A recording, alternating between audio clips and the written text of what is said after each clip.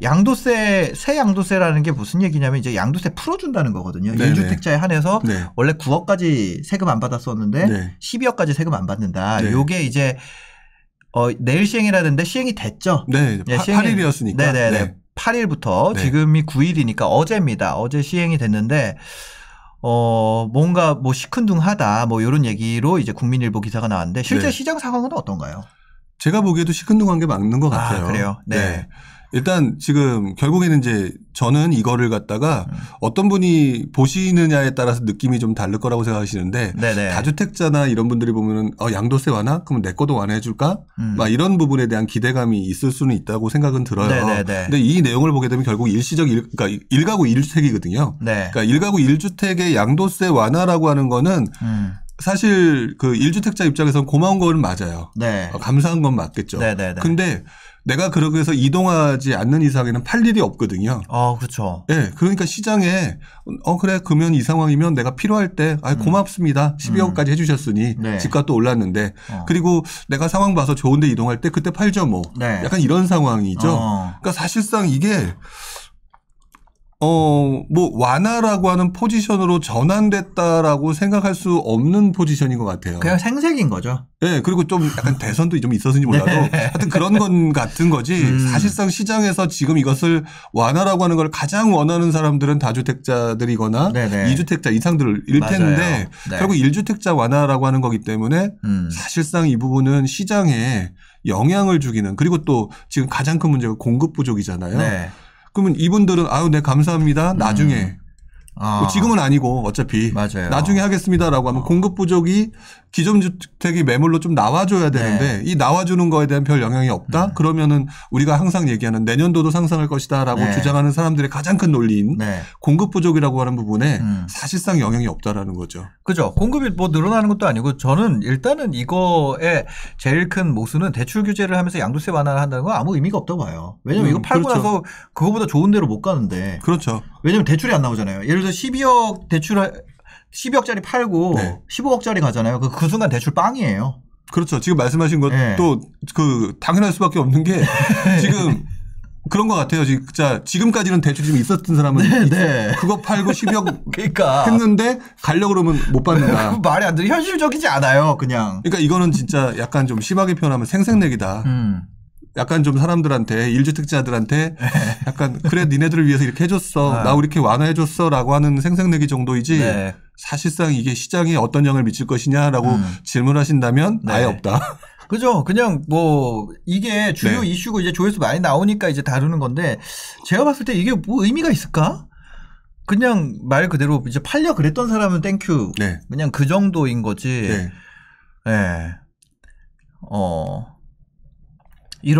그럼 오히려 이제 이런 거죠. 파이낸셜 뉴스 이제 기사를 보면은 12억 이런 기사도 나와요. 실제로 보면 12억 이하 양도세 면제 매물 나올 가능성 낮다. 네. 뭐 시행시기 미정 이거는 이제 시행시기 나왔죠. 12월 8일로 나와가지고 시행이 됐는데. 뭐 이게 어떤 영향을 준다 이런 건 시장에 그냥 중립인 것 같아요. 이거 시장 중립이고 오히려 뭐라 그래야 될까요? 이런 거를 예상하시는 분들도 있더라고요. 내가 12억이 비과세니까 팔고 생긴 돈으로 더 상급지를 갭으로 산다.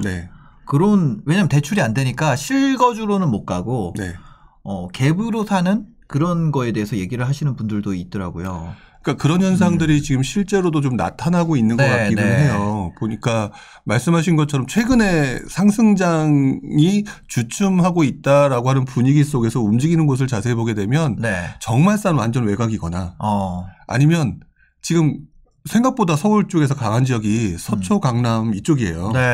그럼 그쪽 지역에 있는 사람들은 결국 대출 규제에 크게 영향 없는 사람들일 테고 여기다 지금 말씀하셨던 그러면 내가 그거 팔고 들어가야겠다라고 하는 사람들. 그래서 지금 그런 분들이 좀 흔히 말하는 강남 3구 쪽으로 4구 쪽으로 들어가려고 하는 심리가 나타나게 되면 이게 더 양극화가 나타날 수 있는 소지. 그래서 요즘에 어떤 분들 이렇게 블로그라든지 기타 기사에서 나오는 얘기들 보니까 오히려 예전보다 더 심한 양극화가 나타날 수도 있겠다라고 얘기하시는 분들이 좀 더 늘고 있는 것 같아요. 더 심한 양극화? 왜냐하면 어차피 지금 12억 해가지고 양도세 했으면 면제를 받을 수 있으면 지금 말씀하신 것처럼 어차피 나중에 강남 들어가기 쉽지도 않은데 그 강남이 그동안의 분위기가 봤었을 때 많이 올랐다라고 얘기하지만 갭 끼고도 어느 정도 살 수 있는 이 돈 가지고는 충분히 될 것 같고 그럼 먼저 자리 잡고 있겠다.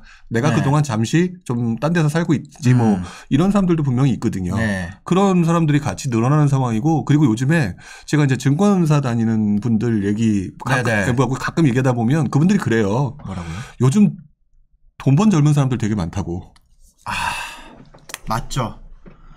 그러니까 뭐 앱 개발을 잘하셨던 분, 스타트업 잘하셨던 분, 그래서 갑자기 돈벼락 맞으셨던 분들이 있다.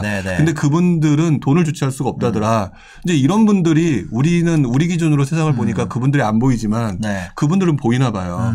그래서 그분들 얘기하는 걸 보게 되면 우리는 돈 없다 또 부족하다고 하는데 그런 분들 진짜 많다. 지금 상황에서 되게 많이 나왔다. 이렇게 얘기를 하시니까 결국 그분들은 글로 가시겠죠. 집 안 팔리는 집들이 있더라고요. 요즘에 뭐 요것도 여기 원웨이 제이님께서 집 안 팔려요 이렇게 얘기를 하셔가지고 저도 이게 아니 왜 안 팔리지? 시세보다 싼데도 안 팔리는 집들이 있어요 지금. 나는 그게 무슨 일인가. 실제로 가보면 예를 들어서 뭐 15억인데 그 동네가 예를 들어서 84가 15억이에요. 근데 14억 이렇게 내놔도 안 나가는 집들이 있더라고요. 이 집의 정체를 알았습니다. 이거 어떤 뉴스에서도 안 다루더라고요. 어떤 집인데요? 월세 받던 집. 예를 들어서 여기가 2억에 150을 받고 있었어요. 2억에 200이나. 2억에 200을 받고 있는 집은 보면은 일단 뭐 15억 뭐 대출이 안 나와요. 대출이. 그럼 현금이 2억에 200이 있으니까 이 집을 살려면은 이 집이 매물로 나와 있잖아요. 그거 아무도 접근을 안 하는 거예요. 차라리 전세가 껴있는 집. 전세가 예를 들어서 10억 껴있는 집은 매매로 나가요. 15억 그냥 그 가격에도. 근데 이 가격은 들어가는 돈이 확 다르니까 10몇 억이 들어가잖아요. 그렇죠. 10몇 억이면 차라리 건물을 사지. 아니면 10몇 억을 투자한다고 하면 투자하는 분들은 그걸 갭으로 사면은 뭐라고 해야 될까요? 급지가 아예 다른 거를 살 수 있거든요. 그렇죠. 그러니까 이거는 투자자도 안 보고 여기에 뭐냐면 계약갱신 청구권 들어가 있잖아요. 그러니까 이게 2억에 200으로 2년 더 사는 거란 말이에요. 그럼 실거주 안 되죠. 그러니까 실거주자도 안 사고 투자자도 안 사는 거예요.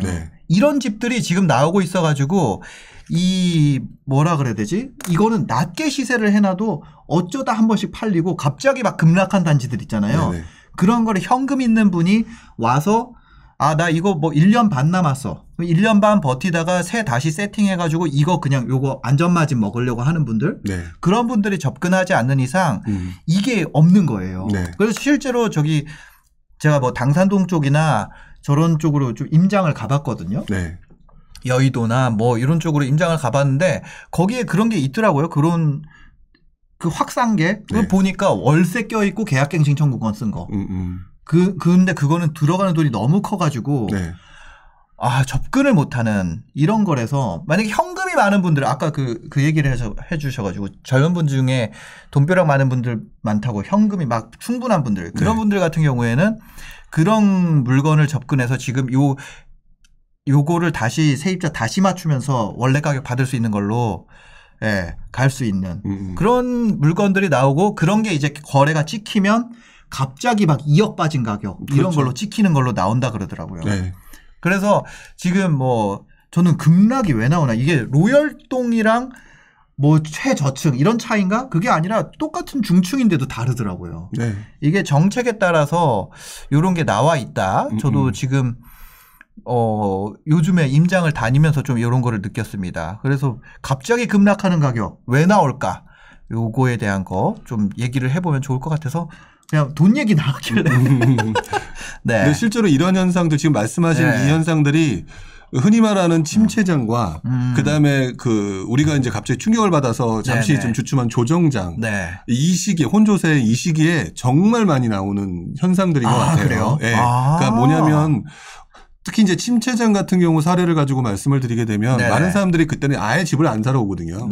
안 사러 오는데 그때도 지금 살려고 하는 사람들은 미리 이제 나중에 상승할 때를 대비해서 좀이라도 싸게 사야 된다 하면 전세 갭을 끼잖아요. 네네. 근데 말씀하신 것처럼 월세 있는 이런 데 같은 네. 경우는 들어가는 돈이 많기 때문에 네. 리스크가 크다고 생각해서 안 들어오는 거예요. 맞아요. 그러니까 오히려 그런 집들을 잘 이용해서 안전마진을 확보하면서 나중에는 실거주로 들어가야겠다. 네. 이런 분들은 그거를 노리는 굉장히 괜찮고 특히 조정당 때도 이런 거 되게 괜찮은 물건이 될 수 있어요. 지금 당장 못 들어가게 된다면 싸게 들어갔으니까. 그러니까 네. 약간 그 억지로 아래로 갭을 벌리는 거죠. 그 조정장을 이용해서. 그러니까 그렇게 이용하시는 분들도 가끔 있는데 네. 만약 이 방송을 보시는 분들 중에서도 들어가기는 해야 되겠는데 지금 당장은 좀 애매하고 내가 나중에 조금 돈이 어디서 회수가 될 수 있다. 네. 그러면은 지금 같이 조정장이 일어났을 때 급격히 떨어지는 급매물 가격을 오히려 하락의 징조라고 받아들이지 네. 마시고 오히려 그만큼 원래 부르던 많은 사람들의 가격보다 훨씬 더 많이 떨어진 가격이 네.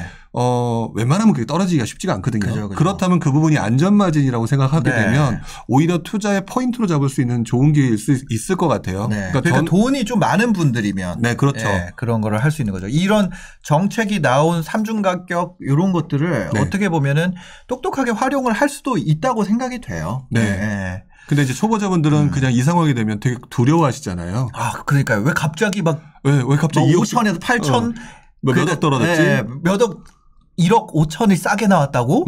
저 뭐 이상한 거 아니야? 막 이렇게 되는 건데. 네. 네. 그렇습니다. 그런 식으로 지금 시장이 약간 눌려 있는 네. 그런 것들도 좀 보이는 것 같아요. 네, 그렇습니다. 뭐 그거는 그냥 그렇다는 거죠. 그 정책이 좋고 안 좋고의 문제가 아니라 네. 그냥 현상이 그렇다. 네, 그 얘기를 저도 임장 가봐서 알게 된 거예요. 네.